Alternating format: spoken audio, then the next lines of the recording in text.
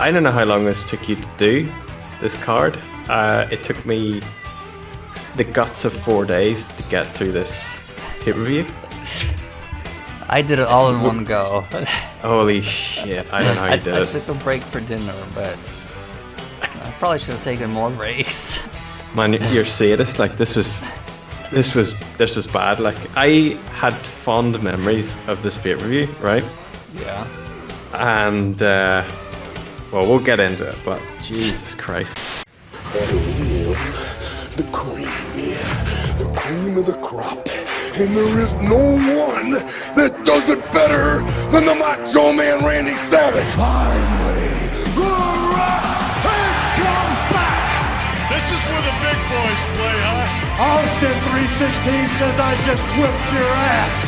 I am the best wrestler in the world. I'm the louder kid. Make yourself famous. These two are kicking each other's ass. Oh my God, what the heck? What did Titus just... I can't believe what I just saw. I'm better than you, and you know it. Your AEW Women's World Champion, Dr. Britt Baker. August 20th, 2021. I'm back. It's showtime, folks. Welcome to the WrestleBlast podcast. My name's David Cardiff, and joining me, of course, is Andre Wakefield. How you doing, man? Have you had a good week, or a good 2 weeks I've since I last had a spoke to you? pretty good week, yeah. It's Halloween season, so it's kind of spooky. It's always kind of exciting this time of the year with horror movies and like candy and people decorating houses and stuff like that. So Absolutely, yeah. I watched Halloween the other night there, the original 1968 I watched film. the new one, Halloween Kills, and you watched the better movie, so let's just put it that way. I heard that they did some pretty cool stuff with Dr. Loomis, that they had like some kind of fake Dr. Loomis in it. They actually had a flashback scene dating back to 1978, and it's actually filmed. I don't know if they use some kind of special cameras or what, but it looks like actual archive footage from that time period, and they did have Dr. Loomis, Donald Pleasance, I think is the actor's name. Yes, that's right. Yeah. Yeah, they did. You know how like in the Marvel movies they had the scene in one of the later movies where Tony Stark is like a teenager, but it's actually Robert Downey Jr. They did some kind of similar thing. Oh, so, cool. Yeah, it looked like But Donald Pleasance. It didn't save the movie, no? No, I'm not gonna say it's a terrible movie, but it just feels very unnecessary. It's an obvious bridge till the next movie, so I mean it's worth a watch, but it didn't blow me away. It's not nearly as good as the previous one from 2018. Okay, I haven't actually seen that one either. Oh, that one's remake, worth a watch. is it? It's just called Halloween, but it's actually a sequel to the original movie. It erases everything that came after the original movie, and it's a direct sequel to it. So that one's definitely surprise. worth a watch. Yeah, there were some pretty terrible movies in the Halloween series, much like Jason and much like Freddy. They've all just got like a series of really bad movies that followed the original, which was great. Much like the Aliens movies, which has like the first two, and then it just steadily goes downhill rapidly after that. Yeah, I actually see that poster on your wall, the Batman movies. I just rewatched those, and it's kind of a similar story. The first two are like Alien and Aliens, and then the other two are like Alien 3 and Alien Resurrection, basically. They just go downhill. Yeah. Absolutely, yeah. They didn't quite get around to there was going to be another one in that series. I forget the name of it, but I remember seeing the logo. It was like a pink logo. Batman? And they didn't. Yeah, so there was going to be one after Batman and Robin. Thankfully, it never got produced. Same director as well. I think it was something Schumacher. Yeah, I can't remember his name. Yeah. Joel Schumacher. Yeah. Not great. Like, great movies for bollocks. If you want to see a bit of bollocks, watch some WCW and watch Batman Forever and Batman and Robin. They're all pretty shit. Yeah. I started watching The Foundation on Apple TV. I don't know if you've seen this. I don't know what that is. No. It's surprisingly high budget. I love sci-fi and stuff, and like I was really blown away by this. The storyline's it's a bit shaky, but the special effects and stuff is really cool, and there's some really interesting elements of the story. But super high budget science fiction has replaced my Westworld, which I enjoyed for many years there of just science fiction. So Okay. yeah, I'm not really. that's what I've been watching. I'm not really into TV shows or series, especially when they have a lot of episodes, because I just, I don't know, I forget what I watched 3 days ago, and it's all just becomes a blur. But I did watch Squid Game. I don't know how popular that is in Ireland, but here it's a phenomenon. It's everywhere. Basically. Yeah. Great show. I loved it. I recommend it to everyone who's not too squeamish. Yeah, I see. I don't know. I'm not a big fan of sort of torture style entertainment, so I didn't watch it. But my wife was watching it. She seemed to be intrigued by it, so she was giving it a watch. She's more into her horror films and stuff. Like, you know, when she was a girl, like her parents just let her watch anything. So her favorite movie to this day is Jaws, and we have like a bunch of Jaws posters up around the house and stuff, like movie posters and stuff. I can't remember how many times I've seen it, but if I've seen it like 10, 13 times, I wouldn't be surprised, and I'm sure she's seen it in the region of about 70. So yeah, she's a big horror fan. I'm not so much so. Yeah, we all have that nostalgic childhood movie. For me, it's the original Mortal Kombat. I've seen it over 100 times. Awesome. Yeah, me and some buddies got together on a Friday night a wee while ago and watched that, because we watched the new one, which I really enjoyed. Thought it was great, and we also watched the new animated film, Scorpion's Revenge. I think it was I've called. seen that one. There's actually a new animated one. It's about Liu Kang, I believe, but I haven't seen that one yet. But yeah, the Scorpion one was good. I have to get right on that then. Awesome. Well, I guess. Anything else happened before I really can't put this off for too long, I guess. No, let's just jump into it. Oh man. Well, because we're going back to 1997, I do have a few notes about 1997, which I thought might bring a bit of, might lighten the mood a bit before we sort of get stuck into WCW. Just what was sort of happening in and around 1997. I don't know if you sort of had a look yourself. What age were you in 97, if you don't mind me asking? I was 6, almost turning 7. I turned 7 at the end of 1997. Oh, jeepers, right. So I was 14, so I was... I'm aware of what was out in 1997, but there was some really good stuff that came out that year. Yes, Mortal Kombat Annihilation, that was one. Well, it was I grew up in London. My family are all from Ireland, and that was the year we moved back to Northern Ireland. So 1997 represents a bit of a milestone, I guess, in my life. So at this stage, I was. I'd moved over to Northern Ireland, but what was in the top 10? This is always something I love looking at, going back to when we were doing the previous reviews and stuff, like when we did Slamboree 98.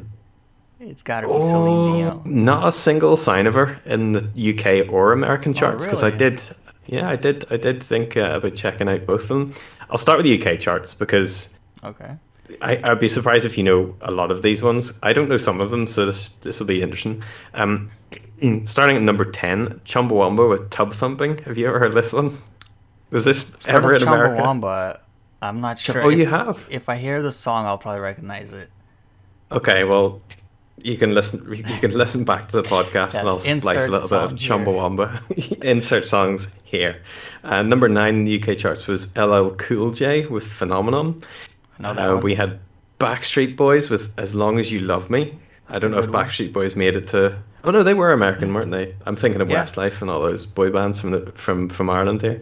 We had Entrance featuring Rod Stewart with Do You Think I'm Sexy? Dario G with Sunshine. Never heard of him. I might recognize the tune. I don't know. Maybe I don't recognize. Yeah, there's a lot on this list. It's only really 3 or 4 songs in this I remember. Party People, Friday Night was at number 5 by 911. We had Sash with Stay, and then we had number 3, Something About the Way You Look / Candle in the Wind by Elton John, because 1997 in August was when Princess Diana passed away. She was killed essentially in that car crash. And then we had Spice Girls with Spice Up Your Life at number 2, and then Aqua with Barbie Girl at number 1. Everybody What knows that a one. time. It will live on forever like a cockroach. So American charts, a little bit different. Few same sort of things. We had Semi-Charmed at number 10, A Semi-Charmed Life by Third Eye Blind. We had Something for the People featuring Trina and Tamara. My Love is the Shh. And then we had Jewel at number 8, Foolish Games / You Were Meant for Me. We had Backstreet Boys again at number 7. We had Mariah Carey at number 6 with Honey. I had Allure featuring 112. I've never heard of these guys. 112, yes. That's an 112. R&B group, yeah. Oh, right, okay. And then Boys to Men with 4 Seasons of Loneliness at number 4. We had Leanne Rimes, of course, like it was the 90s, so you had to have Leanne Rimes in the American charts, I'm sure, at some stage, with How Do I Live, and Usher at number 2, and then we had Elton John at number 1, because I think that just took over pretty much the world. I'm pretty sure we've got a week here where he wasn't at number 1 on this date, which, by the way, was the 26th of October, so that's when this pay-per-view was taking place. So that's the charts for then. When did Titanic come out? Because I swear, My Heart Will Go On should be number top 10 at least. Let's have a quick Google, because maybe it came out late in the year. No, it was 1997. It came out in actually 23rd of January 1998. So we're a little bit shy of it. Maybe it came out in America a little bit before that, or maybe the soundtrack did, but I guess it didn't really hit until January, so... Yeah, okay, that makes sense then. We dodged a bullet. Movie releases wise, then, it sort of ties in quite nicely. There wasn't really anything major at this date. I did look in and around sort of 26th to see what was out on the weekend of the pay-per-view, and there wasn't really anything I recognised. The Wind in the Willows came out on October 30th. We had Tower of Terror, which was based on the Disney ride, I think. Or from something like that. Yeah, I haven't heard of it either. With Live Flesh, I'd never heard of either. It's not a porn list I'm looking at. It is an actual movie, apparently. And then we had Under Wraps. So this is a grim weekend for movie releases.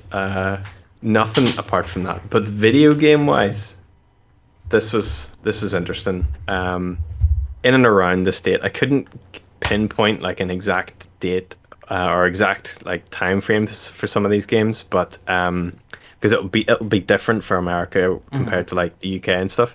But we had like GoldenEye 007 come out in 97. Yeah. We had Final Fantasy 7, which is a big game for me. Those came out in the same week? Not in the same week, in the same year. I'm just generalizing the video game releases for this year, but we had Fallout #1, called a post-nuclear role-playing game. Grand Theft Auto 1 came out this year. We had Castlevania Symphony of the Night, which is one of the best Castlevania games. We had Tekken 3, which is one of the best Tekken games. I didn't realize Tekken 3 was that old. I thought it was like 1999 or something. Yeah, I mean, it still holds up today, so it's one of the legit best fighting games I think it's ever come out.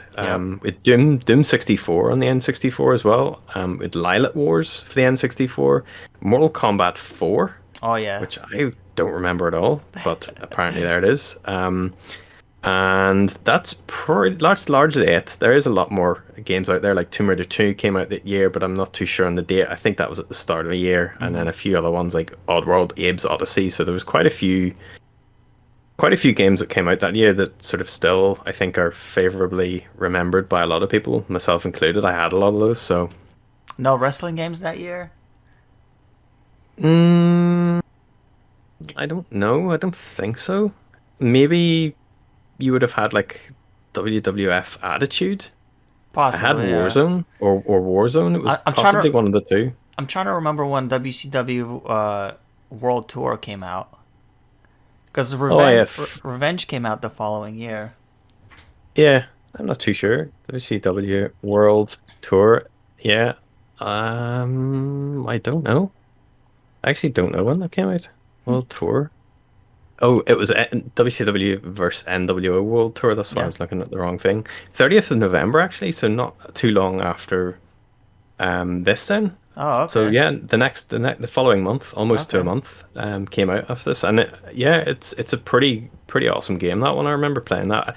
I played WWF No Mercy, so that was my sort of bread and butter. I think not long after that, I Okay. didn't really tend to bother with the WCW games, but yeah, So on what a topic time. of WCW games, I actually used WCW NWO Revenge to record the matches for this review. So it was Oh actually wow! very exciting. Let me just tell you this.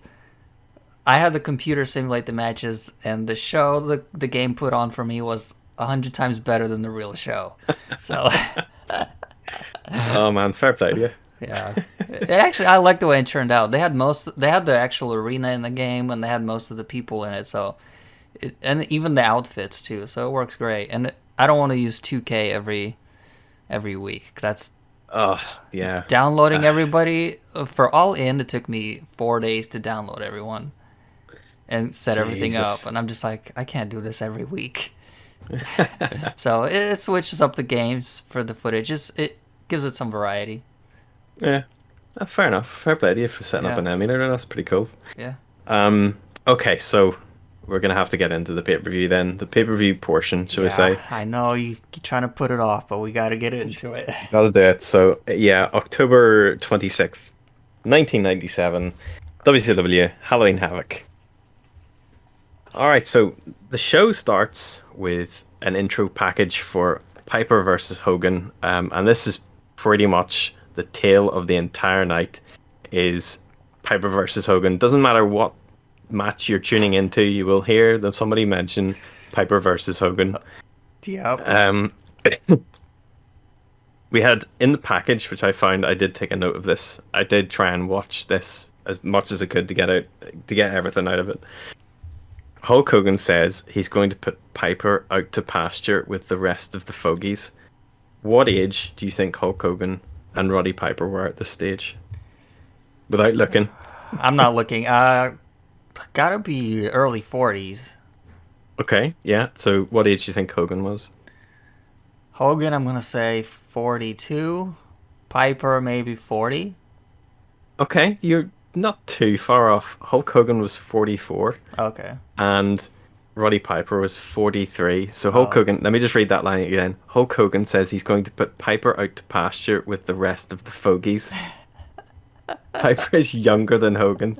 And to put it into perspective for modern wrestling fans who don't obviously, because people have been born in 1997 who've never lived through the original WCW stuff. Hulk Hogan is the same age now, or was the same age at that stage, as AJ Styles is now, and Jeff Hardy. They are both 44 years old. So think of that when we're recapping this final match in this card. Well, honestly, when you compare it like that, AJ and Jeff Hardy, and even throw Bobby Lashley in there, because I believe he's 45. Yeah, they are 45 or 46. They just look much younger, and they can perform much better. Yeah, I don't know what it is, but yeah, both these guys look pretty. Piper looked pretty good in this, which we'll get to, but Hogan was looking a wee bit tired, should we say?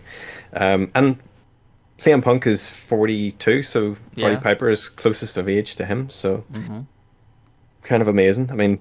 I think Punk's starting to look his age, but still going well. I also think guys nowadays are keeping themselves in better shape, and they're not doing as many drugs, and they're doing a lot of yoga, that DDP yoga, and I think guys in general nowadays are just healthier, so that's why they can go longer. Yeah, I think they're not hanging about in bars. They're hanging about backstage playing video games, as is the style now.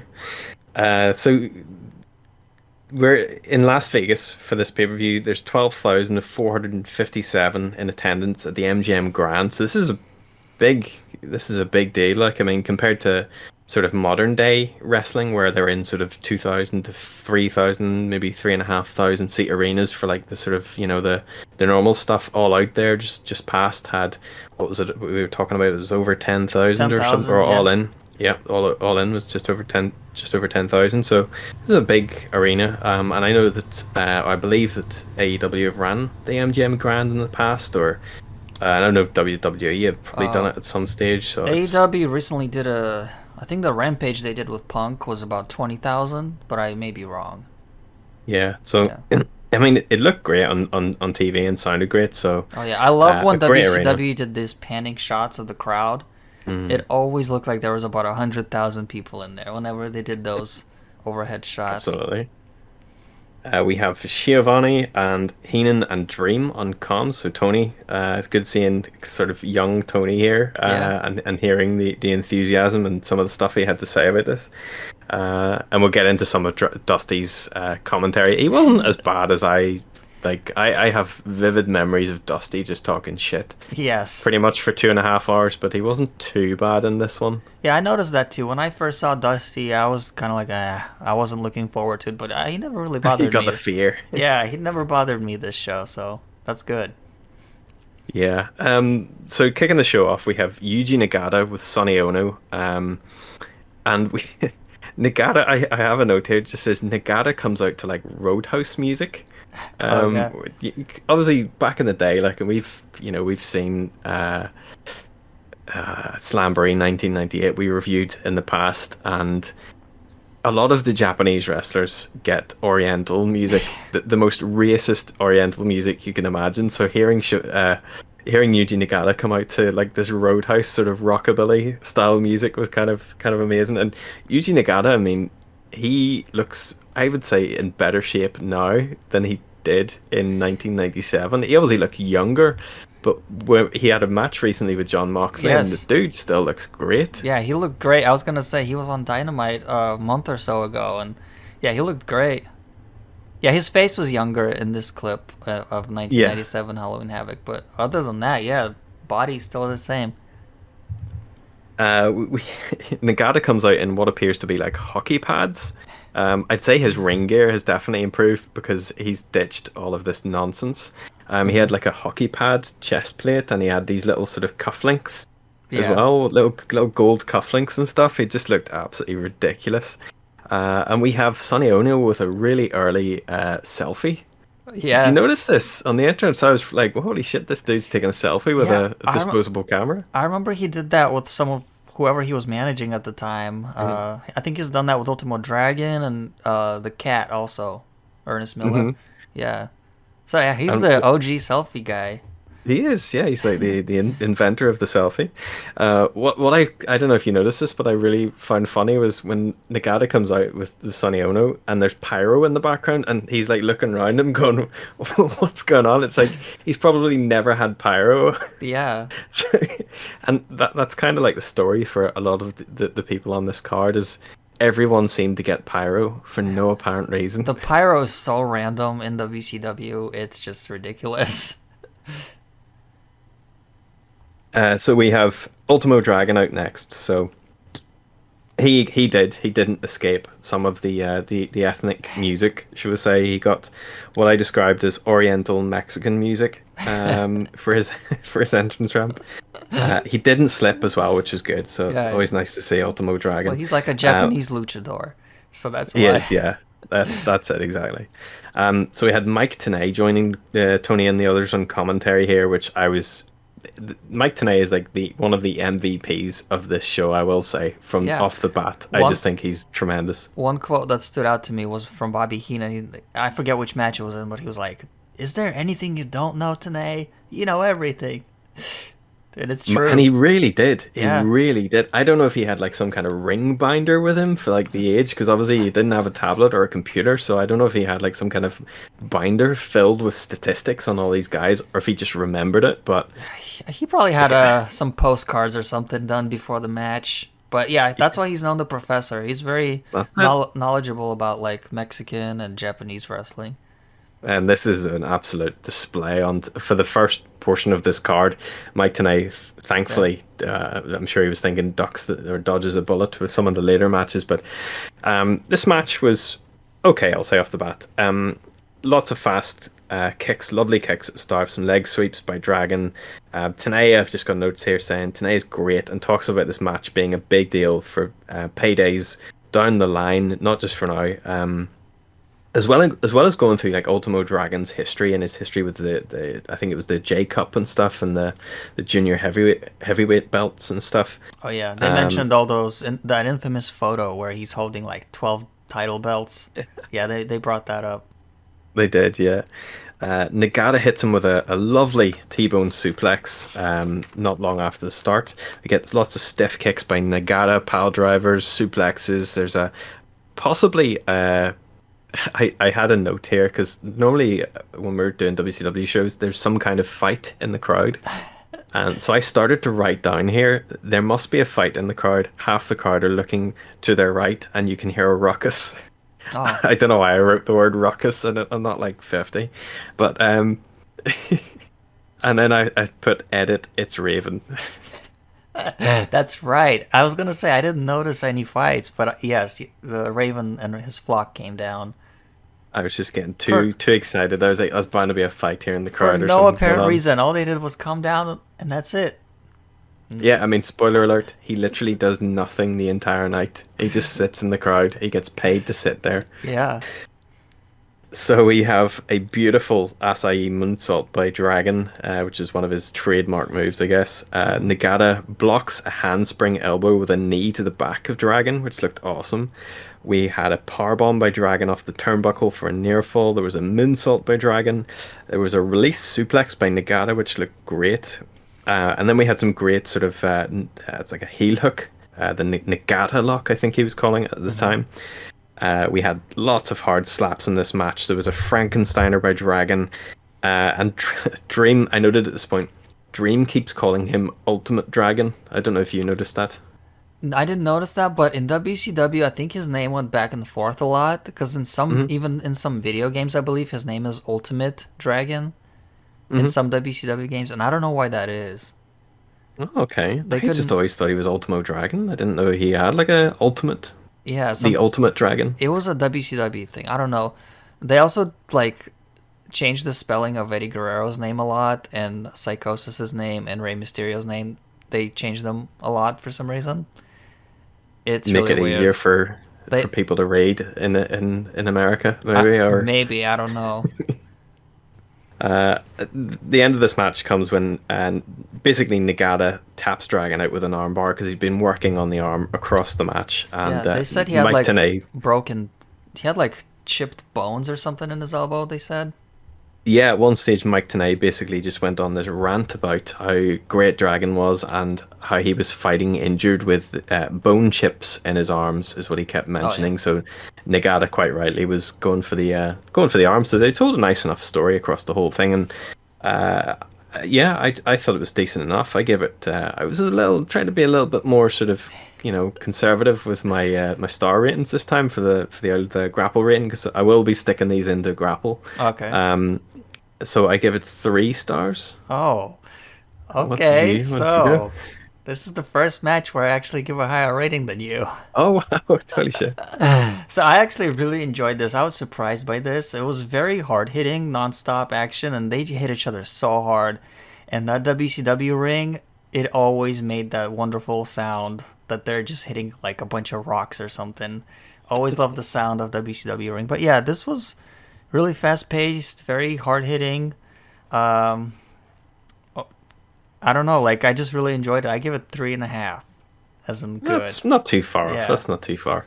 Yeah, this match was very enjoyable, as you say. I think I agree with everything there. It only lasted 9 minutes and 42 seconds, but it felt like it was a little bit longer. I didn't really outstay its welcome. My only complaint is, it's not really a complaint, but it's just like, what is the point of this match? Like, this just seems like a random Nitro match. There doesn't seem to be any story or heat behind it. It was just kind of, it probably wasn't even advertised up until the show, so it just seems kind of random. As was the style at the time. Yeah, as was the WCW style at the time, was just basically chuck loads of matches onto a card and don't tell anyone about them, because people might tune in to watch it.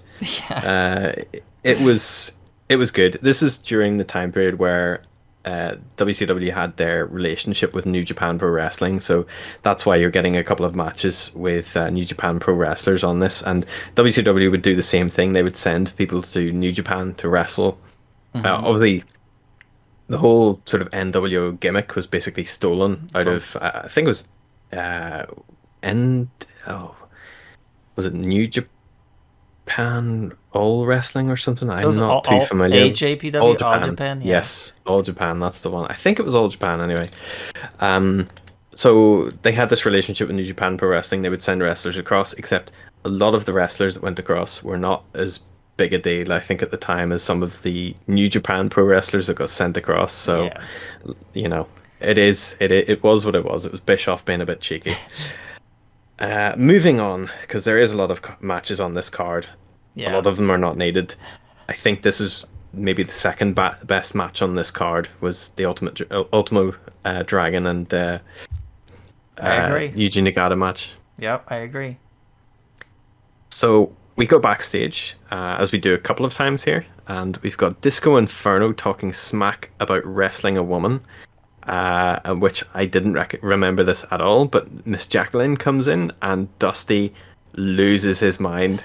He thinks this is one of the best things in the world is a woman chasing off a man. He can't get over this. This is like you've told him that you've told him that you've created sliced bread. He was like, "Oh, this is amazing! I can't believe this." And we get onto that match. Jesus, I've not much good to say about that. Can't wait. We move on to our next match, which is Gedo versus Lionheart, Chris Jericho. This was a surprise for me. I didn't look up the match card before I watched this. I just went into this and thought, I'll just sit down and watch this and see what happens. So when I saw Gedo coming out, I was like, holy shit, I don't remember seeing Gedo on WCW. I guess no idea you might who not Gedo is. Okay. So I don't know. I'm not the best person to talk to about historical sort of big, New Japan Pro Wrestling characters, but Gedo is the current New Japan booker. He's been booking New Japan since 2010, so it's a bit of a big deal. That's where I know him from anyway. I started watching New Japan probably from 2011 or something. Mm-hmm. So seeing him, and he always used to come out, I think, with Okada. He was sort of like his manager. So I couldn't believe seeing Gedo here, and I couldn't believe the state of him. He looked like a mustard bottle. I wrote here, Gedo looking like Slim Shady in pajamas and bowling shoes. It was the best I could come up with, I thought, for the time. He looked like Pikachu. He was just yellow head to toe. If he had little rosy cheeks on him, that would be amazing, and a little tail. He did have some red on the back of his shirt, so maybe that was the rosy cheeks. Oh, by the way, Pokemon did come out in 1997, so... Oh, okay. In Japan, at least, yeah, so... So maybe he was rocking some kind of Pikachu gimmick, I don't know. Maybe. Yeah. I did note here that Y2J came out to Chris Jericho, so it was dubbed, the version I was watching. Break the Walls down, yeah. Yeah, they stuck in Break the Walls over the top of his amazing Pearl Jam rip-off music that they had at the time. We get a full history with Mike Tenay about Jericho and Gedo's past rivalry, because obviously they'd wrestled before in the past in New Japan, or at least in Japan. I'm not too sure if it was New Japan. This was... I mean, I don't have too much to say about this match, in all honesty. It was a solid match, but it wasn't really anything spectacular, I don't think.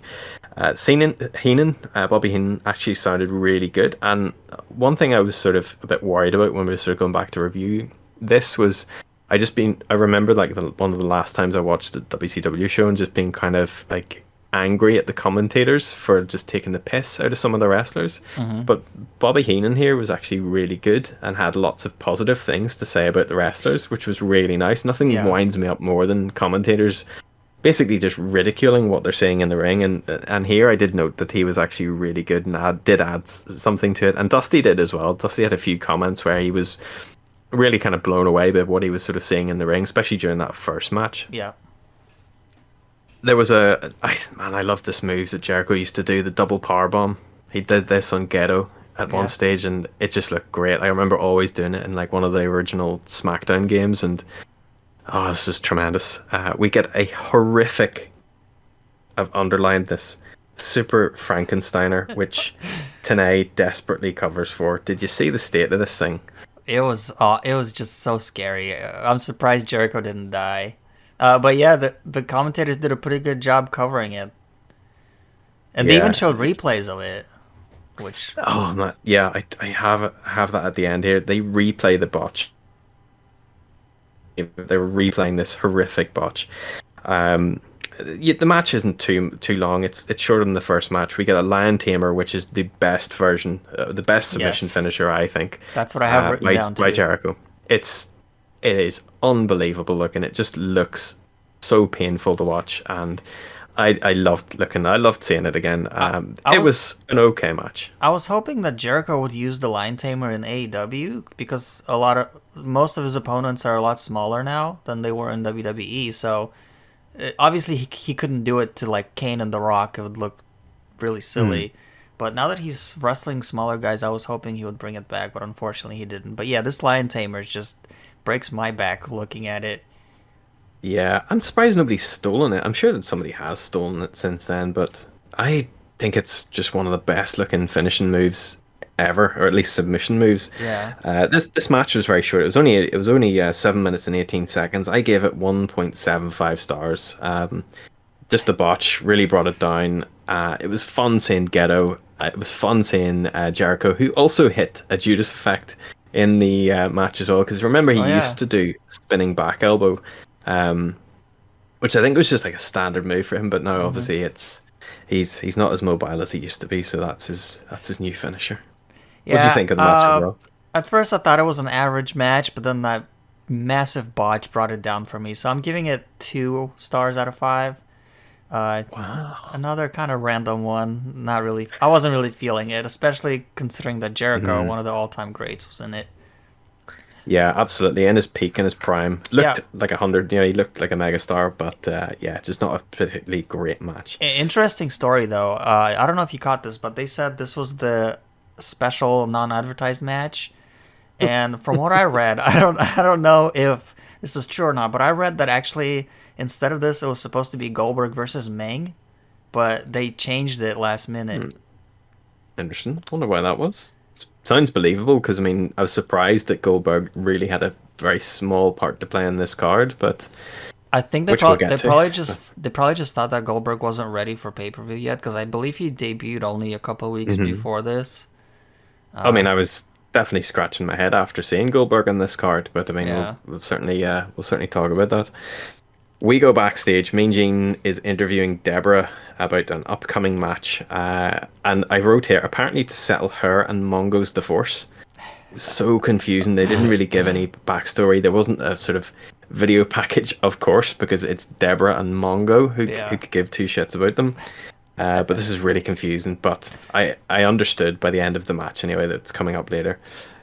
So we move on to our main event of the card. Exactly, main event. Rey Mysterio versus Eddie Guerrero in a mask versus US Championship, I believe it was. It's Cruiserweight Championship. Cruiserweight Championship. Yes. God forbid they'd be given an actual proper belt. They were given the children's title. Well, they give the Cruiserweight belt to someone else later on, but we'll talk about that when we get there. You certainly can. Yes. We get this is definitely the match of the entire card. You can pretty much disregard everything after this. They could have just ended it here and it would have been perfect. Eddie looks like all the money is the note I have about Eddie Guerrero swaggering down to the ring. He looked unbelievable. This is my favorite iteration of Eddie Guerrero with the long hair. Yeah. He is jacked. This dude is built like a tank. And we get Rey Mysterio wearing that amazing purple Phantom, the Phantom Who Walks gear. I can't remember. All I remember him from was the Defenders of the Earth. When I was a kid, it was a cartoon.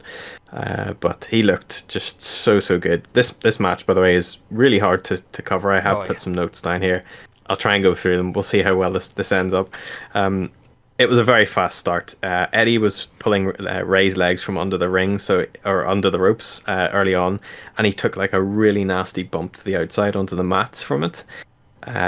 Rey basically flips everywhere for Eddie at like 100 miles an hour for this match. It is incredible. This is like backbreakers are brutal.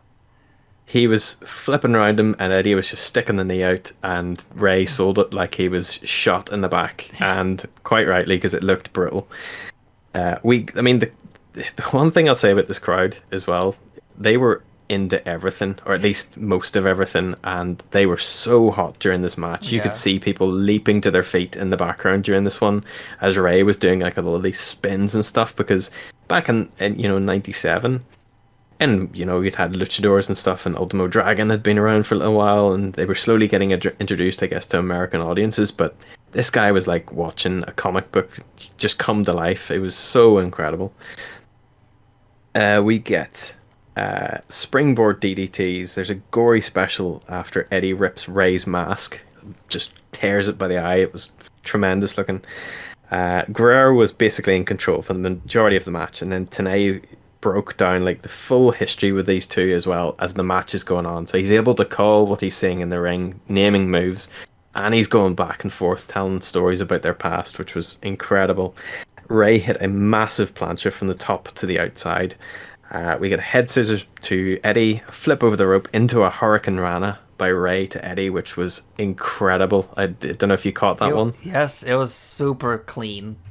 It didn't look fake at all. Picture perfect. Yes, it was just picture perfect. If there's a wrestling dictionary and you were to put that move into it, there would be a picture of Rey Mysterio doing this at this pay-per-view.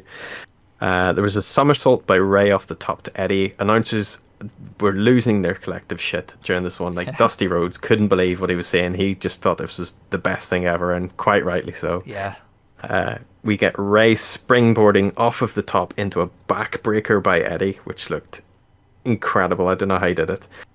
Eddie attempts a crucifix powerbomb off the top rope, but Ray counters into a Frankensteiner pin for the win in 13:51. It was one of the longer matches on this card. Not the longest, but it was one of the longer ones. Man, I was close to giving it 5. I gave it 4.75. I gave this match, here's my thinking. Is this match better, for example, than the Penta and Kenny Omega match that we watched 2 weeks ago at All In? I don't think so. It's not. I don't know if you can compare the two though, because but here's the thing. I gave that match a 4, by the way. And here's the thing. In 1997, like you said, this was brand new, especially to American audience. Like, this was insane. Of course, nowadays we have people doing all kinds of crazy flips. You can see matches like this almost every week on Dynamite. People doing all kinds of crazy stuff like Ray Phoenix and everything. But for that time period, this was just, I'm sure it blew everybody's mind. So I have to give this a 4.5. Awesome. Yeah. You could give it anywhere from 4.5 up to, I mean, you could give it anything you want, really. I think it is down to the eye of the beholder of how much you love this match. I think there was a lot of nostalgia for me seeing Ray in peak condition, Eddie in peak condition. This is like opening up a book, and just everything is just perfectly printed on all of the pages. And I think these two were just firing on all cylinders. I loved this match. I thought it was just so good. So this was the high point of me for this card. I was just on a wave. I just couldn't believe it by the end of the match. I was sort of on the edge of my seat. I thought it was great. And I've seen this match before, and I'll probably watch it again. I'll show my kids it. And this was my first time watching this match. So oh wow, okay. I was very excited. Of course, I've heard countless stories about how great this match is, so I was excited, and I honestly lived up to the hype, in my opinion. So I think there you go. Stands the test of time. If, I feel so bad for these guys. Never seen it. I feel so bad for these guys that they put on this classic match on this garbage show, and basically we're just jumping off a cliff the next segment, and we're never coming back up. Pretty much, yeah. I think though you raise a sort of a good point there, in that you've heard about this match. I can guarantee you'd never heard of any other match on this card. I'd be surprised if anyone has ever heard of some of the matches. Maybe Piper versus Hogan, yes, because I've heard of that one because of the finish. Jesus. Okay, so we swiftly moving on. We get Mean Gene plugging the hotline regarding gossip about the Clique, or a Clique. He doesn't say who, but a Clique. For fans, or people listening that aren't too sure what is a hotline. In the 90s, they used to have phone lines that you'd phone, and Mean Gene would have like a recording and tell you stuff, and it would be wrestling gossip. It would be basically like the dirt sheets, but Mean Gene gets paid for it, and he just must have been going around backstage asking people for, Yeah. just rubbish. And you think that's all fine and dandy, but you have to realize you have to pay money per minute. So it's like $1.75 per minute, which 25 years ago was probably like $7 in today's money. So imagine right now calling somebody, paying $7 per minute. Your call probably will take 2 or 3 minutes, so that's $21 just to hear that, like, oh, there's a rumor that MJF might be coming to WWE next year. It's such a waste of money. It's such a scam. I can guarantee you, though, if they did it, people would phone it. Probably, guarantee. I mean, I love AEW, but man, the fans will buy anything if they printed, up. If people were joking, when Danielson debuted and he had the white T-shirt, and I heard people were saying they should just sell plain white T-shirts, because then Kenny started wearing a plain white T-shirt, and I was like, they're not probably wrong. They could probably sell that. I mean, when Jericho had the little bit of the bubbly thing, when AEW, when he won the belt, they were selling plastic rubber bottles of little bit of the bubbly as a toy. Oh, really? People were buying it. It was like $40, something like that. They will buy anything. So if they had a hotline, I think especially they're missing in America. Americans are so obsessed with like worshiping celebrities. They buy anything. People are selling literally bags of air from Justin Bieber and Kanye West concerts, and it's on eBay for like thousands of dollars. It's just ridiculous. Jesus wept. Well, we go backstage to Hollywood, Hogan and Bischoff doing a rambling black and white promo. Bischoff says that the environment isn't safe for Hogan, and the only way Hogan's wrestling tonight is if Sting is banned from the arena. And my next note just says, long, rambly. This went on for ages, and the story is that even though the match is advertised, Hogan's refusing to wrestle until Sting gets cancelled off this show, even though he's not advertised for this show. They're just scared of Sting. Here's my big question. Okay, I understand if this was on Nitro. On Nitro, you advertise a main event, and then throughout the show, the bad guy is teasing that he's not going to show up. What does that do? It drives the audience to keep watching to see if the main event's actually going to happen or not. This is a pay-per-view. Everyone already paid money for it. They're already watching it. No one that is watching this segment is going to say, oh, I should buy the pay-per-view to see what happens. No, because they already bought it.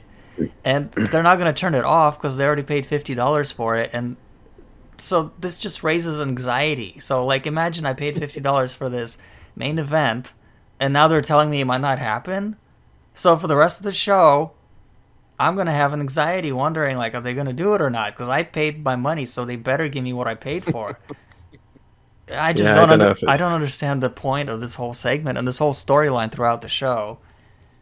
Yeah, this is where it kicks into high gear, where the announcers are just obsessed with this storyline that there might not be a main event, which will I do have notes as they mention it, which is quite frequent. Our next match, Mongo McMichael versus Alex Wright. Jesus, I mean, I've never wanted to see a Mongo match. I remember Mongo, back in the day. I remember it being absolutely shit. And so, yeah, quite a surprise seeing old Mongo come up with Debra earlier and seeing him here. Before we talk about this match, I wanted to say something serious about Mongo. I don't know if you've heard this, but yes. A couple months ago, he came out with severe ALS, or ASL, is it? Diagnosis, which basically is a deadly disease where your body just breaks down and your muscles break down. And I can actually, in a way, relate to him because I actually have a rare form of muscular dystrophy that I don't really even talk about because it's only been discovered in the past 20 years or so, and it's not very well known, so I don't really talk to people about it. But yeah, my body also breaks down and my body loses muscle, and thankfully I'm still able to walk and do my day-to-day activities, unlike Mongo. But it's been very devastating for me and my family to live with this, and I'm sure for Mongo it's the same way. So my heart And my wishes go out to Mongo and his family. And with that said, when I saw Mongo come out, I knew that at the most, this was going to be a 2-star potential.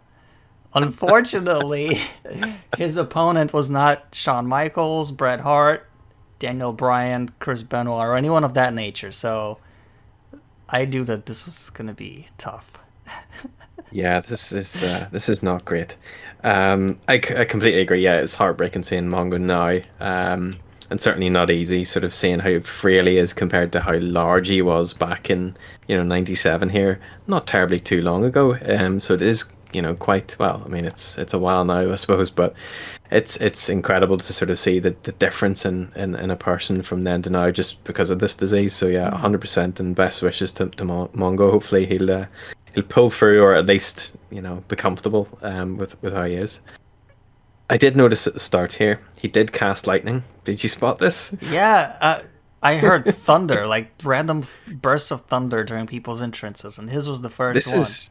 This is where they start playing the sound effects. But at the same time as the lightning or the thunder is playing, he is doing a chop in the air, and they play the soundtrack. So it just looks like they're trying to say that he's casting lightning with his hands, which I did chuckle at. So we get Alex Wright out with Debra. Alex Wright, I was like, what is this weird, strange storyline? Why is Debra with Alex Wright? Is he like a toy boy or something? Because I'm sure Debra was like in her 30s, but she looks about sort of 40. She's had a hard life. But it's not. It's because Jeff Jarrett wasn't here. He departed for WWF, or at least he departed. So they had to fill the gap with someone, and they thought, you know what? Get me that dancing fool over there. He looks perfect. And they got Alex Wright to basically what I call the armpit dance down to the ring. It's the most, for fans not sure or not familiar with Alex Wright, he is the ultimate meme of like this, I guess, like a wrestler dancing or gif. He's just ridiculous, absolutely ridiculous. Are you a fan of the Alex Wright farty armpit dance? I actually do like his dance. It's annoying, it's stupid, but Jesus. I just think it's funny. And then seeing everyone in the crowd trying to do it, and they're just awful at it, it just makes me laugh every time. And I do like his music, so the music kind of just makes me I'm just doing this the whole time, bopping my head, for those who can't see, because me and David are on webcam, but you won't be able to see that on our podcast. Yeah. Maybe one day. Maybe we'll release the videos one day, because I do have them all. Yeah, once we get more views, so that we can get some revenue going and buy better cameras and stuff like that. Well, you never know. Maybe we'll do that as a Patreon or something someday. We'll see. We get Raven and the flock still in the crowd. We get Wright dancing to the ring. Just the match. The match starts in slow motion. Mongo slow motion. This is the style at the time for Mongo, or just the overall style. It is not good. Like, Mongo is not a good wrestler. He's very basic. Not at all. The announcers, however, only talk about the Hogan versus Piper and NWO during the match. I think it was only at the very end they actually talked about what was happening in the ring. If you turn away from the TV and just listen, you'll have no idea that this match was even on the card at all, because they don't mention it at all. Yeah, 100%. It is kind of ridiculous. Even though the match is terrible, you should be at least paying a little bit of attention. Yeah. I think we paid more attention to this match than they did, but that's it. Alex Wright, I have here, is fairly solid wrestler, and then ... Mongo is not. Dusty tries to change the subject to the match, which I did note here, but then Tony immediately changed it back to the NWO. Mongo hits a tombstone. This is the finisher they gave Mongo, a guy who's green as grass, and they were like, give that man the tombstone finisher. This is perfect for an ex-NFL. There's no amount I don't know of what money he was, a that fullback or a quarterback or what. I don't know what he was. I don't really know American football. But you could not pay me enough money to take a pile driver from Mongo. There's no way. To be fair, he did land it, and it was it looked pretty safe. But I mean, Hey. Alex Wright was like a 6 foot, nearly 7 foot guy. Like, he was really tall. I was quite surprised. I don't remember Alex Wright being that tall, but he was actually taller than Mongo, I noted. So Even a broken clock is right twice a day, so...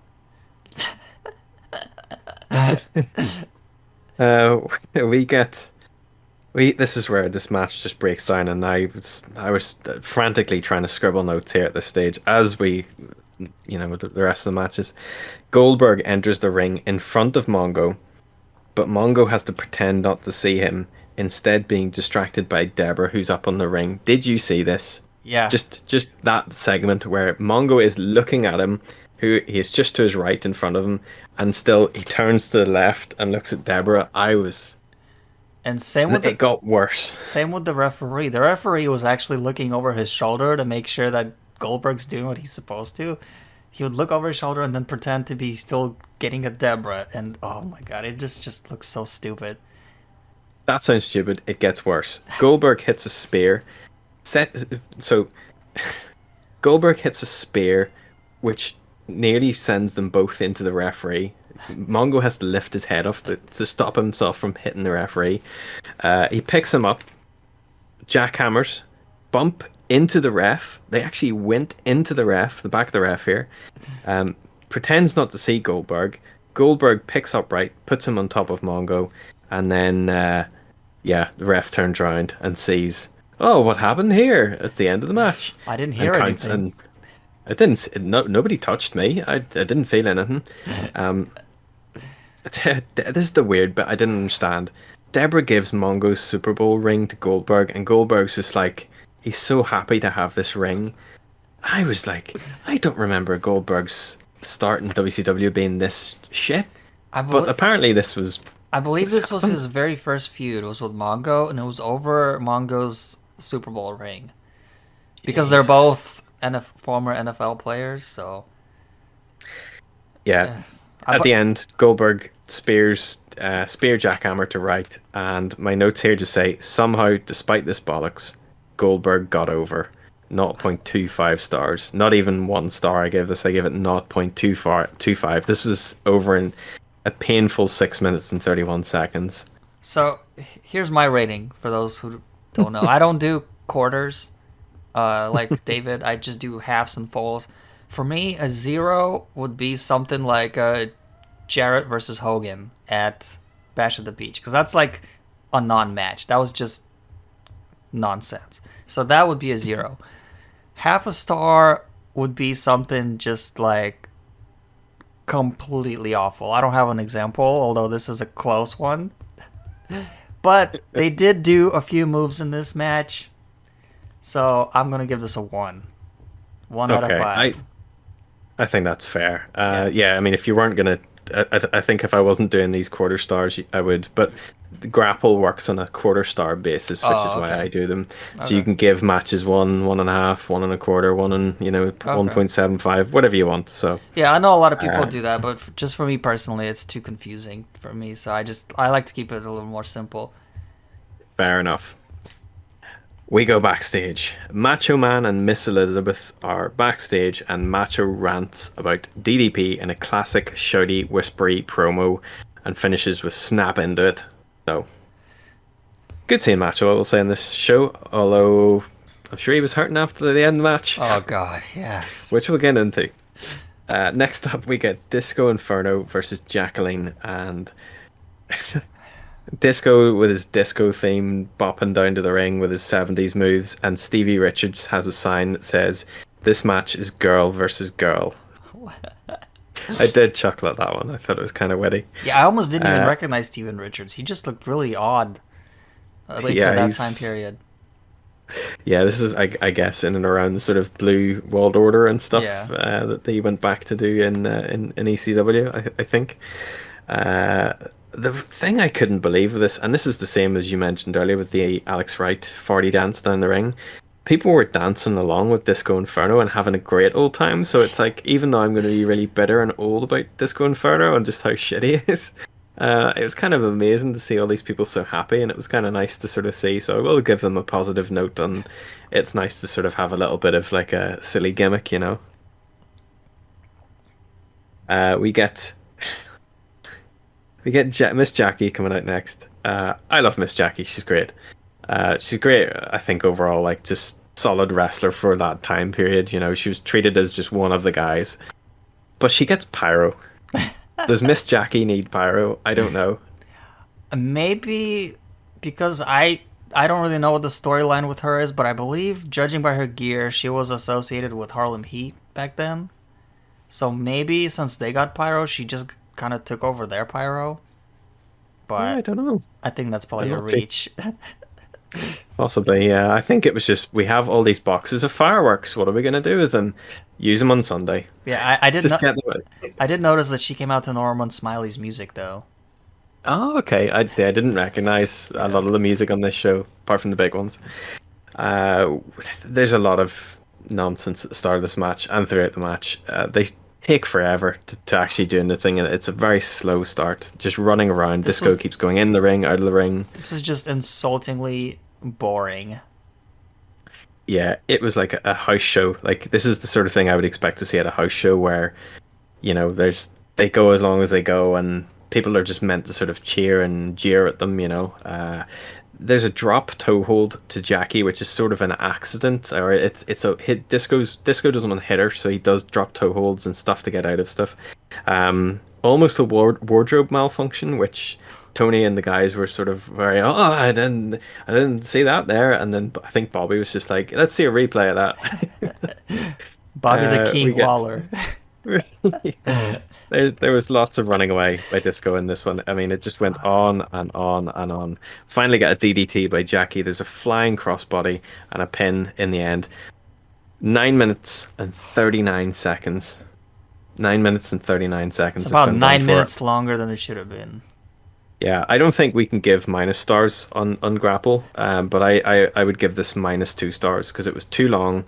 It was full of bollocks, and I didn't enjoy it at all. Although I like Jackie, so I would give Jackie a star.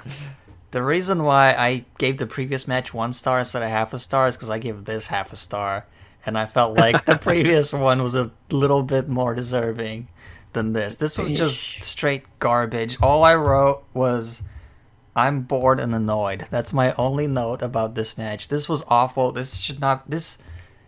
I wouldn't put this on Saturday night or whatever WCW had, those C shows. Thunder? Well, this isn't Thunder-worthy? Well, Thunder was their B show, and then they had Saturday night, I believe, or Worldwide, or something like that. Yeah. Oh, God. I wouldn't put this anywhere. This is awful. And you're teasing that you're going to take away my main event while you're showing me this crap. I would be scared watching this if I paid money back in '97. I would not be having fun right now. Yeah, the crowd seemed happy enough, but there was moments where they were sort of getting fed up with it. You could hear the boos and stuff, and they weren't saying anything nice to Disco. So I'm sure if you listened very closely, you would hear a few nasty things getting chucked at him. Yeah. Next match, Curt Hennig, representing the NWO as Cruiserweight the US champion. Curt Hennig. Did you notice he was holding the Cruiserweight belt? I didn't actually. You didn't notice that? That was my reference earlier. No.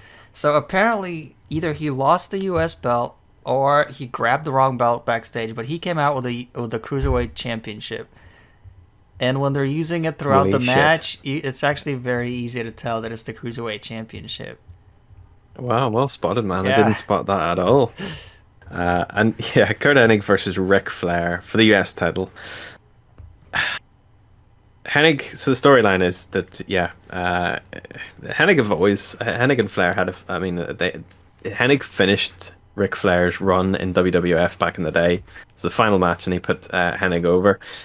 So they've sort of had this natural storyline that they can tell, I believe, in WCW when Hennig and Flair were sort of around together.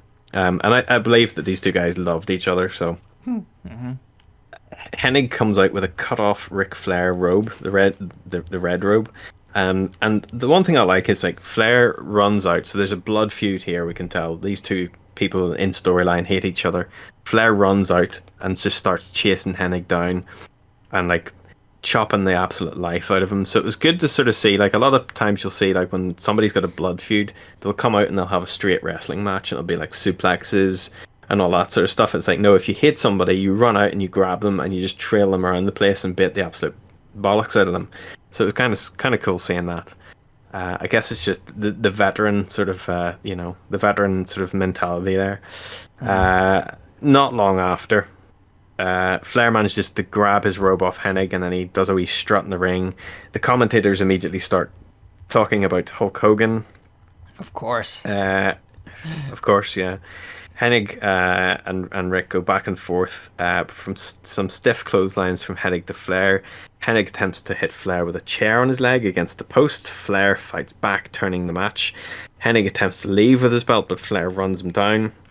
And all through this match, the announcers keep talking about Hogan, is my next note.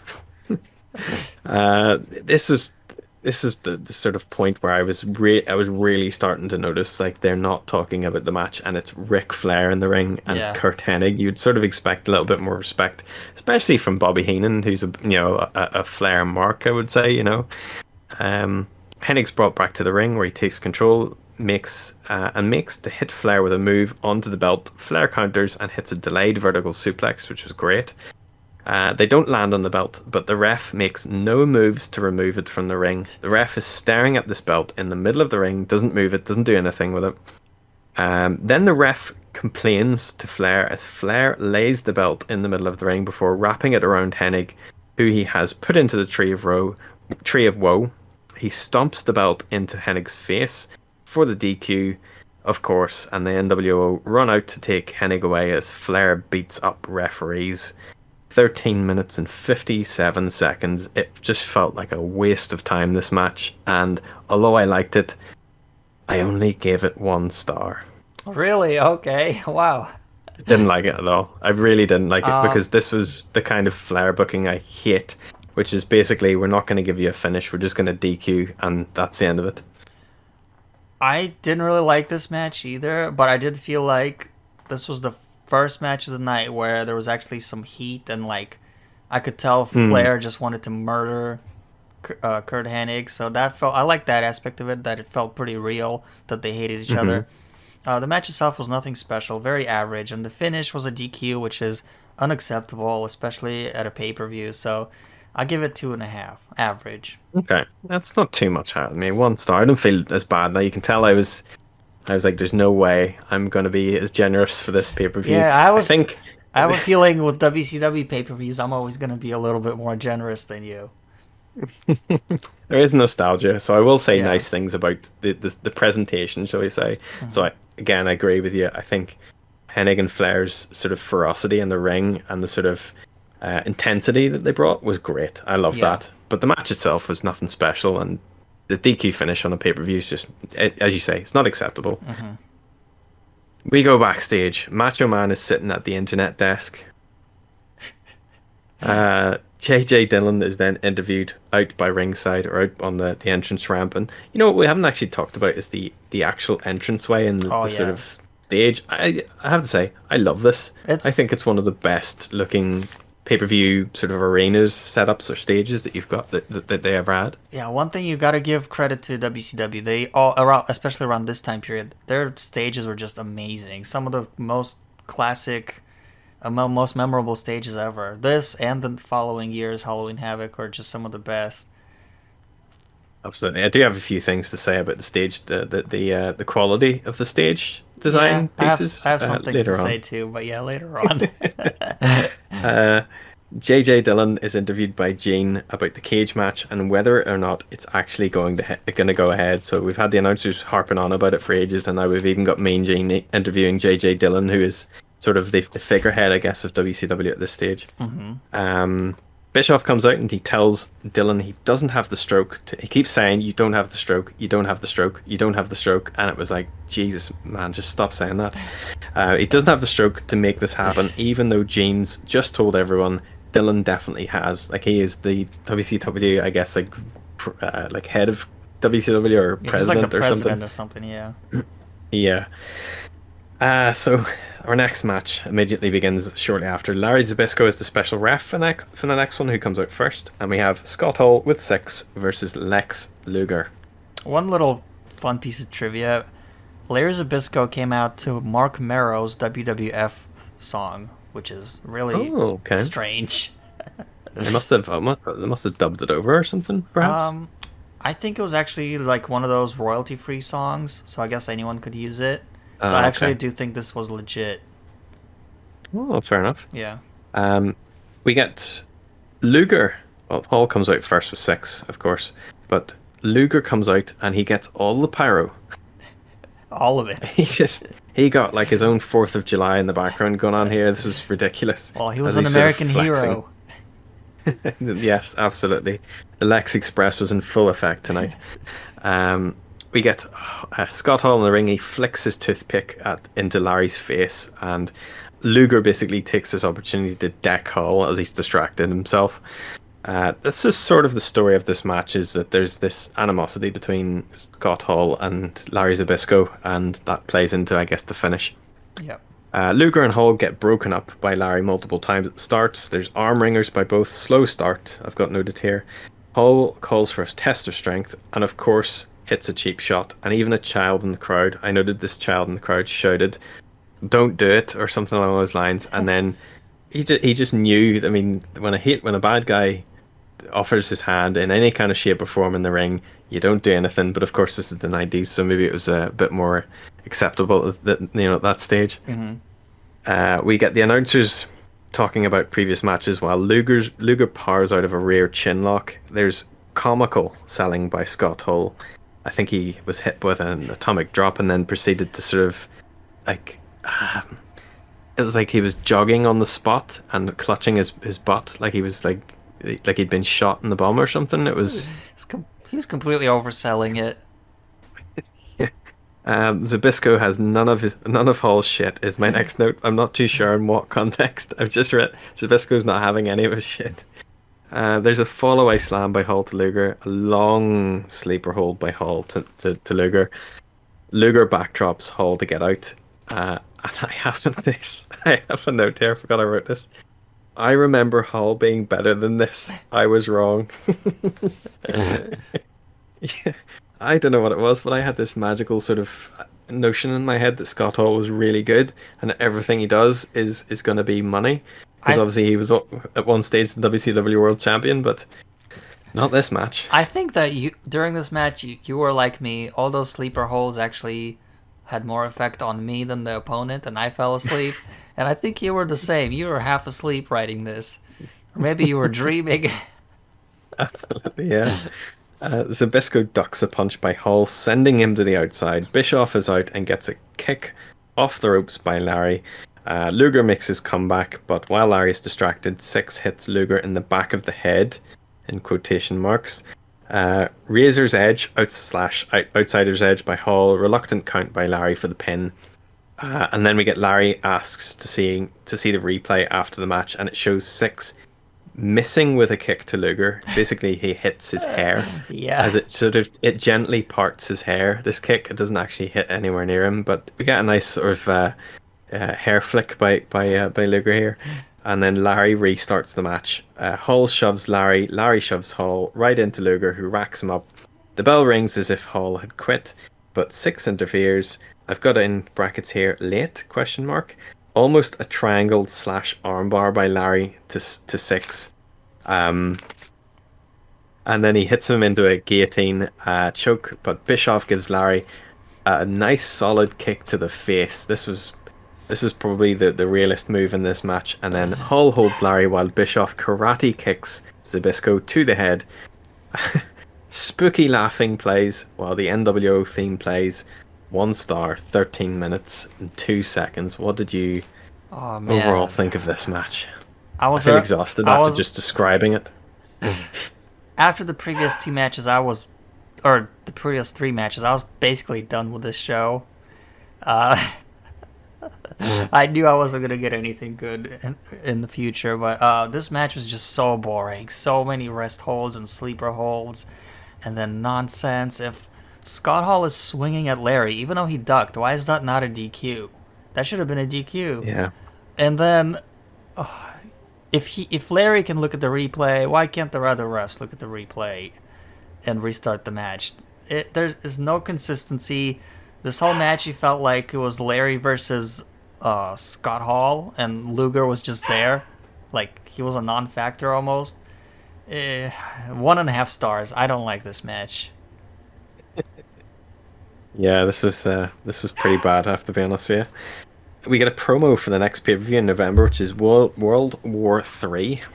And then we get Dave Penzer introducing the next match, which is a Las Vegas sudden death match, while a bunch of drunk lads mug into the camera. They had the right idea. This is the WCW rule that if you're going to attend a WCW pay-per-view, you have to be smashed. And I'm pretty sure there was a lot of drunk people in this crowd, judging by the faces and dancing and all sorts. This match is basically a DQ no DQ last man standing. Now remember, they do mention there's no DQ in this match, so just keep that in the back of your mind. Let's see. Oh, sorry, we've got. So out next, this is Macho Man versus with Elizabeth versus DDP. I should mention in the Las Vegas street fight. Macho gets his own "Oh Yeah" version of the NWO theme, which is they just basically insert Macho Man saying "Oh yeah" over the top of it. I actually like that. I like how at least the high caliber NWO members, they have kind of their own unique little noises throughout the song. I agree. I think that's kind of nice to sort of customize a very sort of generic theme music. Apart from that. Is it as good as the NWO B Team's music, though? The sort of Bedley guitar theme? I hate the B Team song. It's just... Oh, come on. No, it's amazing. It's the best. It's the A theme, I think. I don't like it. The A theme is the Wolfpack theme, in my opinion. But I'm a hip-hop fan, so that might be subjective. Okay, yeah. I mean, I didn't like the Wolfpack theme, I have to be honest. Yeah, okay. So... I'm gonna say that the B Team's the best. Yeah. We've got DDP coming down. He's got his ribs taped. He was attacked and brutally savaged by Macho. Savage taunts Page, and DDP does a huge jump over the top of the rope to the ground, blocks a punch, and decks Savage. They brawl around ringside. Savage and DDP go back and forth in the ring, both getting stomped down at various stages. Macho hits a classic double axe off the top to the outside to DDP. He throws DDP into the section with Raven. This doesn't impact the match whatsoever. Nobody attacks DDP, even though they just chucked him into a bunch of wrestlers. You'd think, okay, here's where Raven's going to get involved, because obviously Raven and DDP had a feud at some stage. Mm-hmm. Nothing. Not a thing happens here to old DDP. He just gets chucked into them.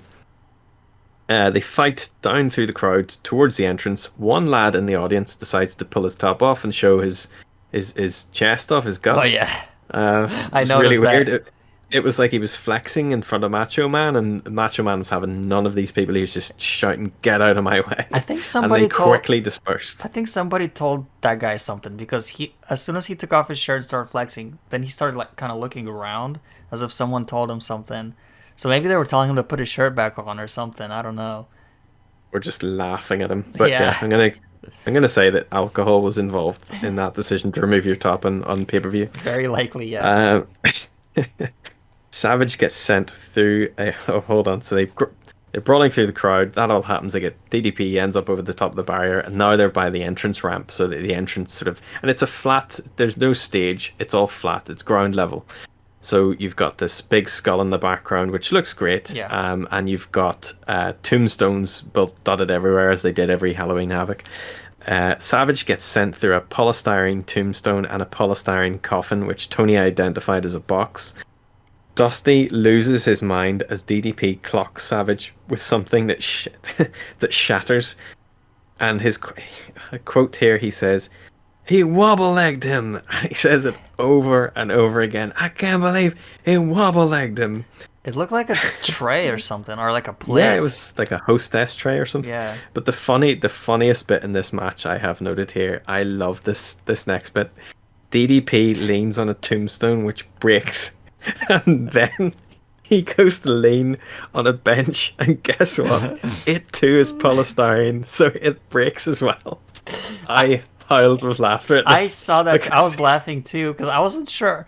I was like, "Are they just Is DDP just trying to like destroy as much of the set as possible so they can say, oh, look how devastating this fight was,' or was he really just trying to like catch a breather, but it kept failing hilarious. him?" It was just the fact that he leaned on one, it snapped in his hand, and it was almost like he couldn't believe it. So then he went to lean on something else, and it too broke. I don't know if you've ever seen Only Fools and Horses. It's a UK sitcom comedy / thing.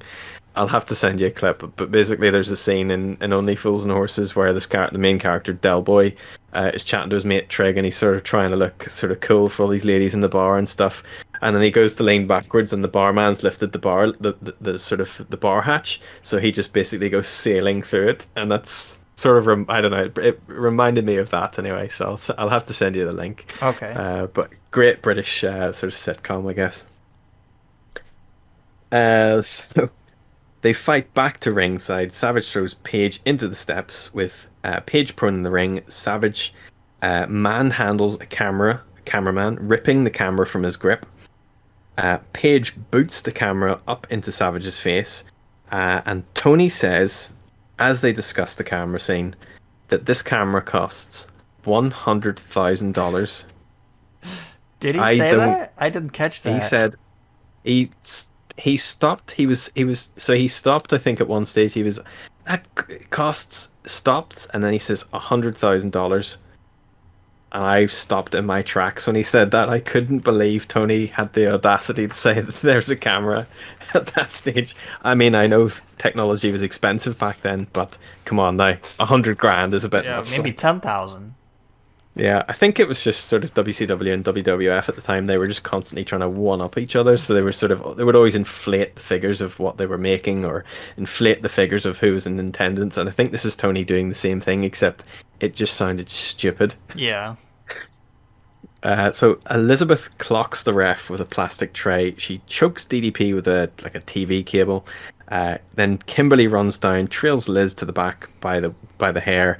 Both men back up, big punches and an atomic drop by Paige. Macho holds onto the ropes as DDP tries the diamond cutter, which is kind of interesting. You know, there's not a lot of people that would actually countered the diamond cutter, and El Macho here managed to it looked a bit clunky and awkward, but it did make sense. Mm-hmm. And the only thing that I didn't understand was DDP started to sell it afterwards. So he misses the diamond cutter, trails Macho down to his knees, and then he ends up selling on the mat, which was really weird. It's like a leg drop. If you hit it, you're fine. If you miss it, it hurts you. Okay, solid logic there. Thank you for that. Savage goes to the top and hits an elbow drop. Savage makes DDP...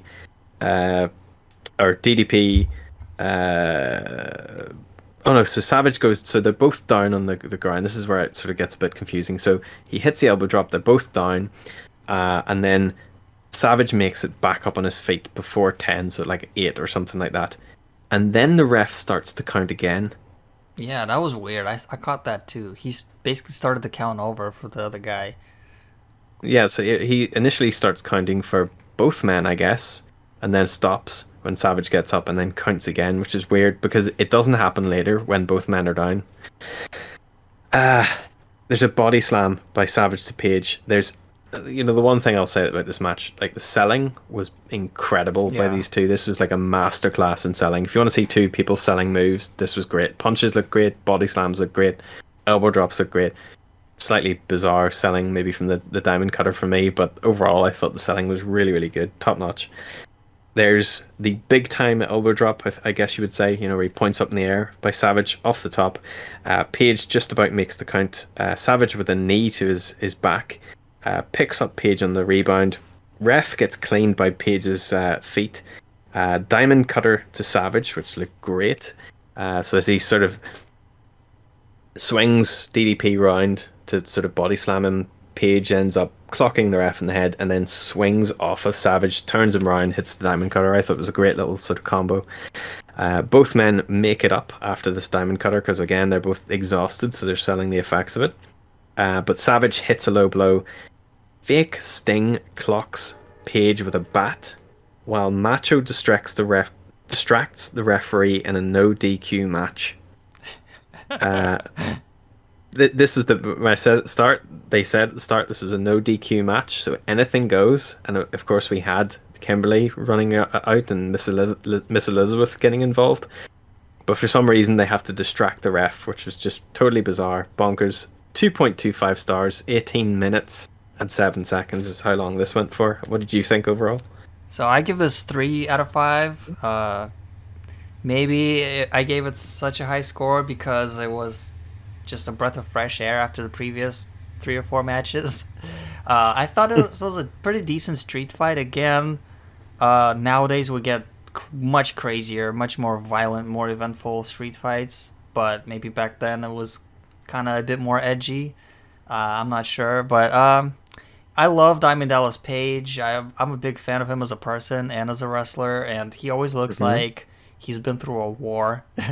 In every match, like you mentioned, their selling, and his selling is very good. He always looks like it's very easy to kind of cheer for him because he always comes off as an underdog, even though he's kind of a big guy. But he always looks like he just been through hell, and he's fighting with his last breath, and it just makes him very easy to cheer for. So yeah, 3 stars. Yeah, I think that's fair, and yeah, I mean it's a lower star rating for me again. It's just very long, this match. I think this could have been a lot shorter. I think there was just too much bollocks, and I think the polystyrene polystyrene accessories just really turned this into a bit of a joke at one stage. So one thing I want to say about this stage, when we discussed this earlier, is that it's very beautiful and impressive and memorable, but like when they started going into those tombstones, you could tell like, oh, it's just like some styrofoam on a black sheet. It's like nothing even to it. Very basic. And I think as well, the sort of ending, was a bit disjointed, and fake Sting coming out, which the announcers, I don't know if you caught this, but they said it was Hogan. Yeah, they said judging by his boots, it was Hogan. Which I'm pretty sure it wasn't. Probably not. Hogan would. No. He got no time. He wouldn't for need to do that. He would just get somebody else. Maybe they were just trying to amp up the Hogan Piper. It was probably Vincent or Virgil, whatever his name was at the time. Yeah, and it could be anyone, really. Any of the jobbers, I guess. Commentators stall for time, I've noted here. And then finally, this is it, dude. This is the big one.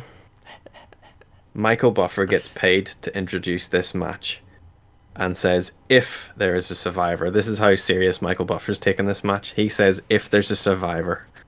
This was, I forget how much Michael Buffer was paid, but he was paid a lot of money for this. Don't quote me on this, but I believe it's $100,000 per show.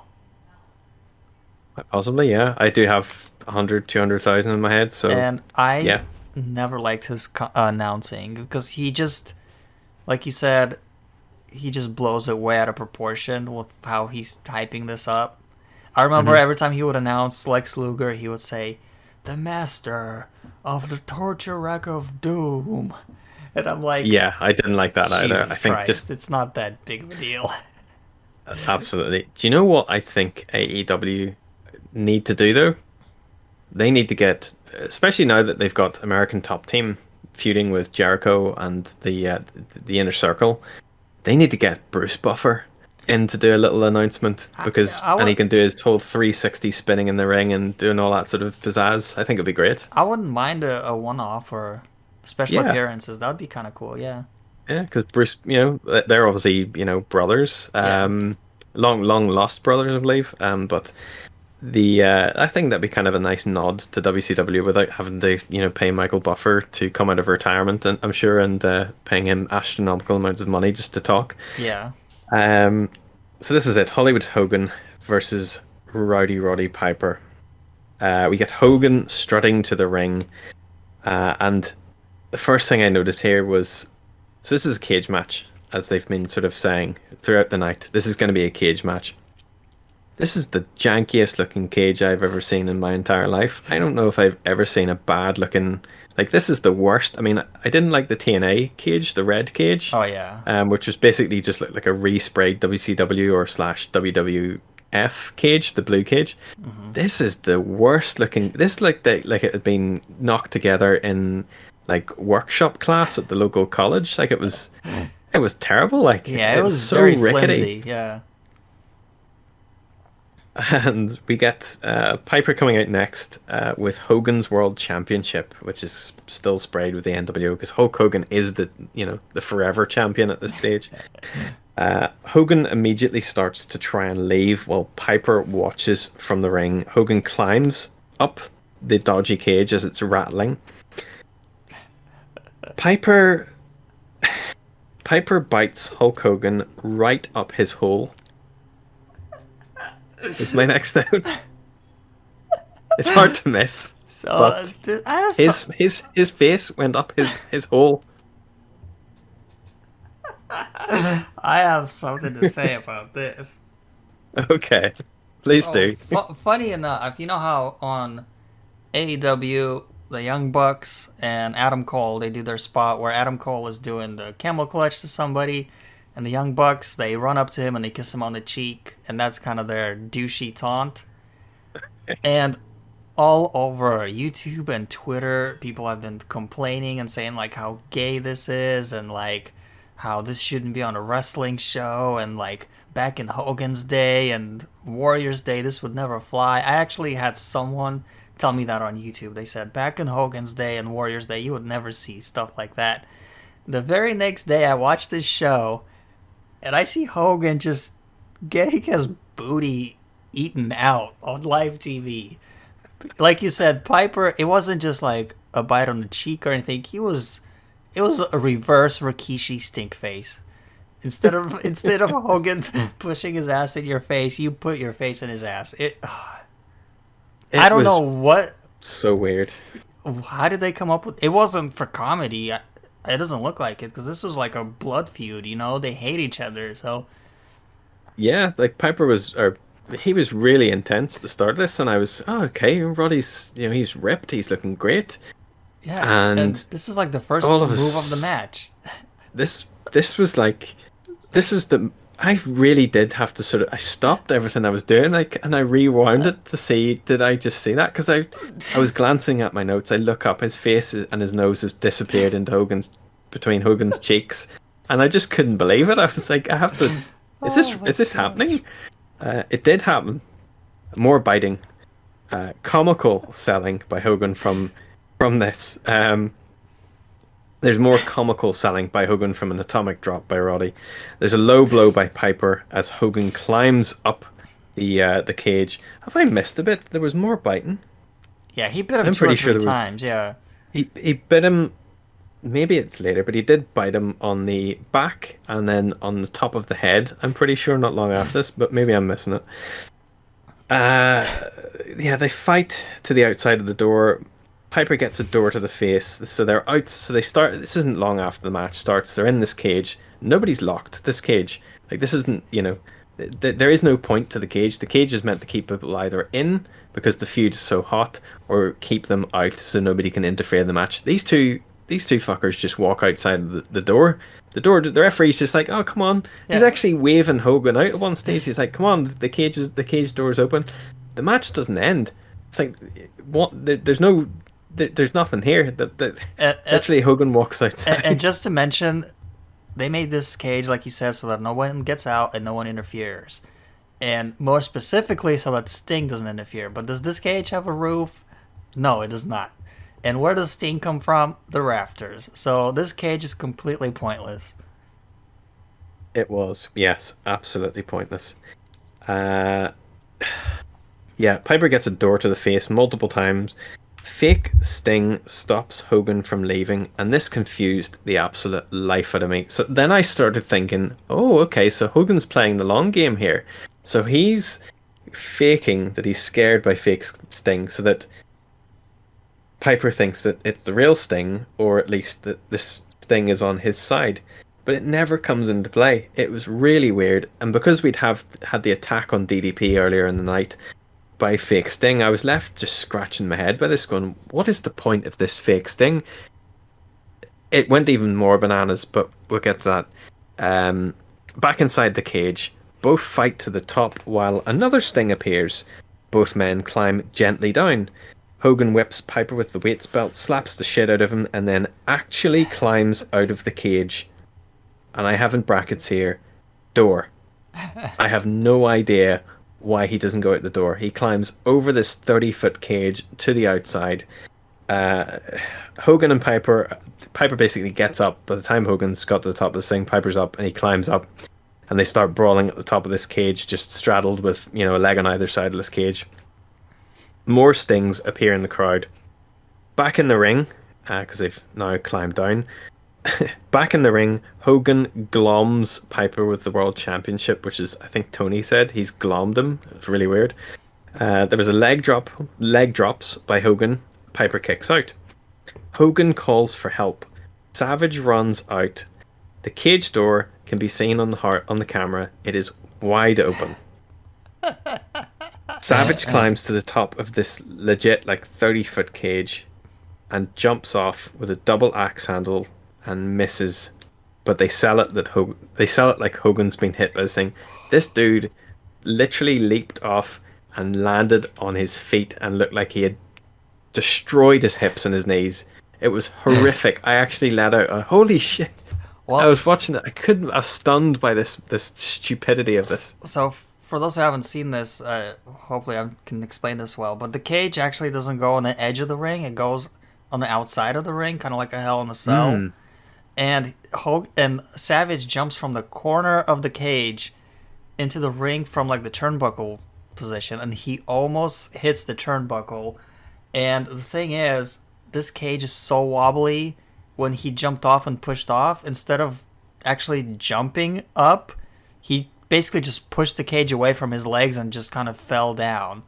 And he could have killed himself if he was just a foot shorter on that turnbuckle. This was just such a pointless and scary spot, and it looked awful because he completely missed everything. Yeah, this is I think the epitome of a jumping nothing. This was absolutely nothing. Just didn't go anywhere. There was no point for it. It was incredibly dangerous.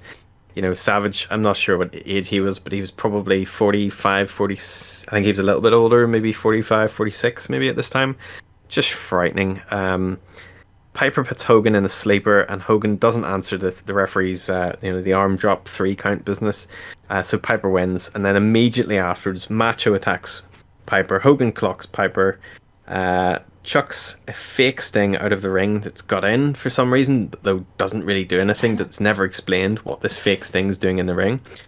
And they handcuff Piper to the cage. The crowd chants for Sting, as they would, because they've been teased all night that Sting's not going to be here. Sorry, folks, Sting's not coming tonight. Spoiler alert. And then we get this surreal moment where a fan... Now, I did put in brackets because I couldn't find any information. This seems to be an actual fan, this next bit. I'm not sure if it was, but he'd been sitting by ringside. I did rewind it. And he was the one that was sitting by ringside and was hurling abuse at wrestlers as they went past. And he was talking to somebody at ringside who was not part of the company, seemingly. And he wasn't sitting with Raven. So this fan jumps the barricade, climbs to the top of the cage.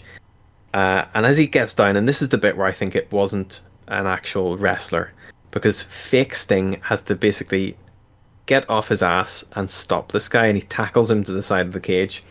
So completely going outside of character, I guess, for Fake Sting, because Fake Sting had done nothing at the stage. Also, Fake Sting's mask and hair flew off minutes before this, so it was just clearly some black man in a trench coat. It was weird. It was, they were using, when you see the amount of Fake Stings, they were using everyone from backstage. It was really weird. It was just all these different, some were tall, some were short. It made no sense whatsoever. So yeah, there was tons of different wrestlers. Hogan and Macho basically beat the fuck out of this guy, is my next note. They beat the absolute bag out of this guy, and then security take the fan away. And that is how the pay-per-view ends. That is literally how this pay-per-view ends, is a fan getting beaten up, which I think is some kind of metaphor for the whole of this pay-per-view, is that the fans are the ones that got beat by this card, because it just it started off hot, like it was started off like a rocket, and then it just quickly fizzled out and just didn't explode. It just fell to the ground, and it started raining, and that was the end of it. Uh, I gave this match 2 stars. I give it slightly higher than I was willing, and the only reason I gave it 2 stars was because I was I was entertained by like 2 or 3 moments in this match, and I was left baffled. And I honestly was laughing at the end of this match when it just went. It went to credits. The credits started rolling, and I started laughing. I was like, "This is what they gave us for this pay-per-view main event." Well, I couldn't believe it. And in quotes here, I've said, "The end, lol." This was 13 minutes and 37 seconds of your life you're never getting back, Andre. well, What do you think of if this? you think the ending of this Halloween Havoc is bad, just wait till next year. God. Yeah, we'll have to rethink We'll visit anymore it someday. Maybe one day. Here's what I wrote about this match. Hogan got his ass ate, which we already talked about. And then I wrote, how do you win this match? Because for a long time, there was no referee in the ring, so obviously no pinfalls. When they escaped the cage, obviously that wasn't a win also, so I was confused at how you win the match. Sting's wigs are horrible. That's what I wrote. Every time they showed a new Sting, the wigs are worse and worse. Savage blew my knees out with that jump. Savage with the Shane McMahon punches on Piper. When Piper was cuffed to the cage, did you notice that? Those punches were just awful. And I wrote, the fan stuff is stupid. I also did some research about this, and I couldn't really find anything definitive either, but I actually read some stuff that it was a plant. And the evidence for that this poster backed up with is that, like, the punches that Hogan was throwing at the fan worked, and they weren't really real. And also they focused way too much on the fan. And also they said... the WCW kind of embraced fan interaction like this, which is foolish. But at the time, they kind of encouraged like throwing garbage in the ring and stuff like that. So they just said for them it was kind of typical. But yeah, I don't know if that fan was a plant or a real fan, and maybe we'll never know. Maybe we got to listen to Eric Bischoff's podcast. Maybe he mentions that somewhere. But I give I give this 1.5 stars because, like you said, this. I wouldn't even call it a match. It was definitely a show. It was a spectacle of its own kind. It had some entertaining moments. And of course, Hogan loses, which is rare, but of course it wasn't for the title. Why would you have a world champion at a pay-per-view in a main event and the title's not on the line? That doesn't make any sense. Okay, so for that one, I think that there was a contract involved in this match. And I think it was Roddy Piper who came up with the contract.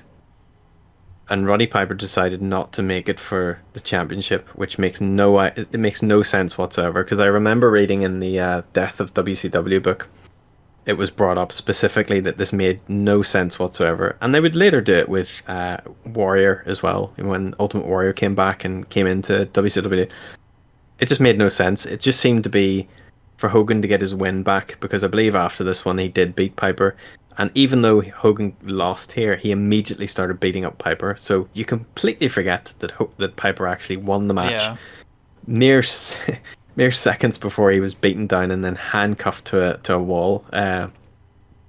Just bizarre. The whole thing was bizarre. This was a card of one match or 2 matches, including the first one.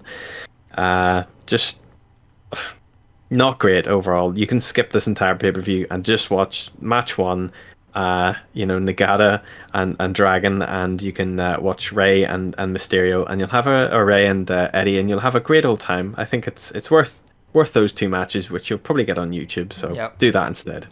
The only thing then we've got to, I guess, tidy up is what's our next episode. So you can introduce what's the next one we're going to be watching, Andre. Okay, so the next review that we're going to do is, since it's November, we're going to do ECW November to Remember 1999.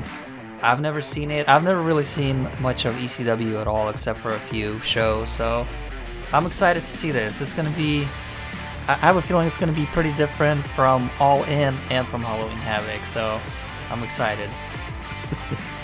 Yeah, absolutely, and maybe we'll get to see a different version of Taz, certainly at the stage, I think, as well. I think he's on that card, so looking forward to it.